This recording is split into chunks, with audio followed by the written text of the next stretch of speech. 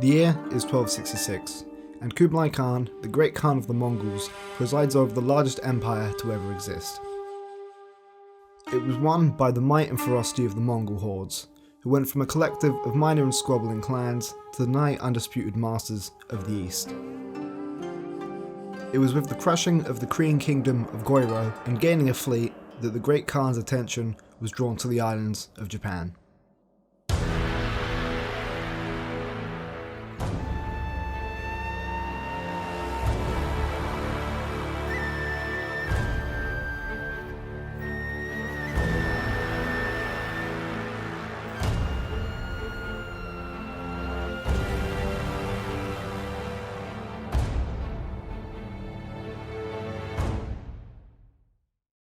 Many theories have been put forth for why the Khan wished to bring Japan under his sphere of control. It could have been as simple as him wanting to expand his empire further eastward, as the fact that Japan was known as a land of gold could have made it a very enticing opportunity.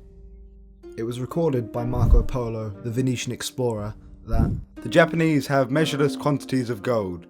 The king's palace is roofed with pure gold, and the floors are paved in gold 2 fingers thick. A less likely explanation for Kublai's ambition is the Japanese wako or pirate raids, which were a common occurrence across the coast of Korea, and as they were a recently conquered people by the Mongols, they could have wished to halt their raids upon their new realm. Another more likely probability as to why the Khan wished to invade is that Japan was trading with one of the few enemies that still opposed him in mainland China, the Song dynasty. The spark of Kublai's anger was truly lit when he sent envoys, both Chinese, Mongol and Korean, to treat with the King of Japan, as he called the Emperor. The first of these envoys were allowed to make landfall and were guided to the capital city of Kyoto, where the Emperor held his court. The Emperor met the Mongol envoys and they delivered the Khan's message. The Emperor of the Great Mongols, being commissioned by heaven, hereby respectively present a letter to the King of Japan.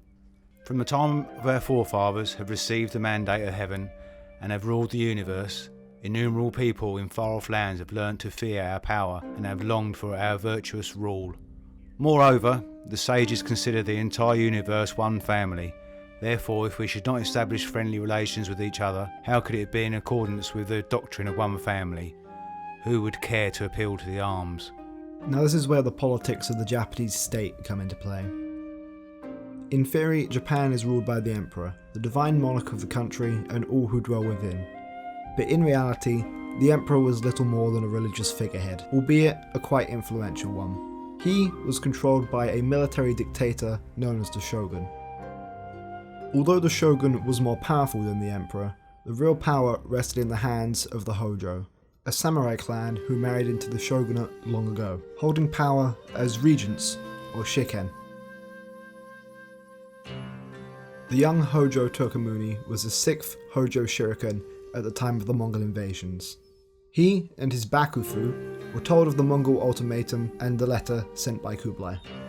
There are a lot of things in the letter both the imperial court as well as the Bakufu found distasteful.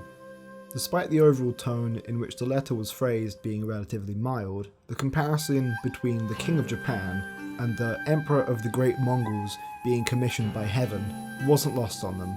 This clearly could have been perceived as an insult by the status-conscious Japanese, not to mention the not-so-subtle who would care to appeal to arms, which could clearly be perceived as a thinly veiled threat for non-compliance with the Khan's wishes. The imperial court, on the insistence of the shogun and his Bakufu, flatly rejected the Khan's diplomatic efforts and sent the envoys back to China with practically no response.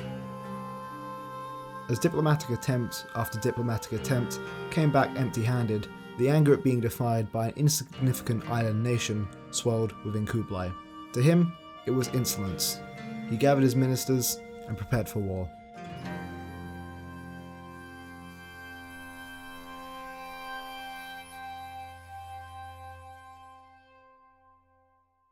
Thank you all very much for watching. I really appreciate it. This is going to be the first part in a 3-part series focusing on the Mongol invasions of Japan, which I assume you already know that. The next couple of episodes should be coming out within the next 2 or 3 months. Once again, I hope you enjoyed, and thank you.